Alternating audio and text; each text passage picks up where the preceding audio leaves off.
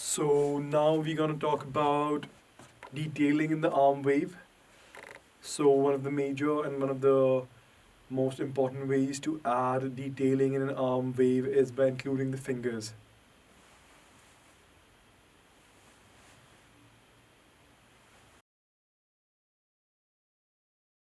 So what we are basically doing is basically we're rolling the fingers like this.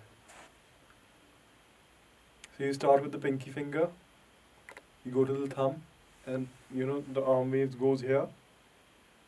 Then you start with the pinky finger and you enter the thumb. So the movement is the pinky finger, you bend it, you straighten it. Then the ring finger, you bend it, you straighten it. Then the middle finger, you bend it, you straighten it. And then the next finger, you bend it, you straighten it. And then the thumb, you just move it forwards. So this is the movement.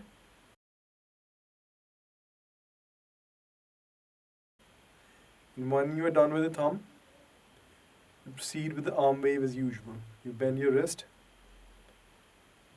move your elbow out, move your shoulder up, move one shoulder down and the other shoulder up. You move the elbow out, move the wrist out, and then again, straighten your hand.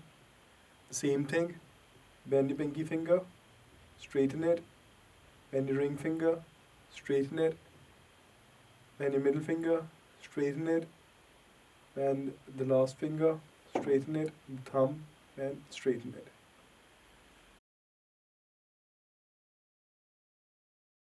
So this is how it would look in real time. So this is the breakdown of adding a lot of detail in the arm wave or adding the fingers in the arm wave. So just keep practicing the breakdown and you'll automatically start feeling more and more fluid and you'll automatically start getting the detailing down.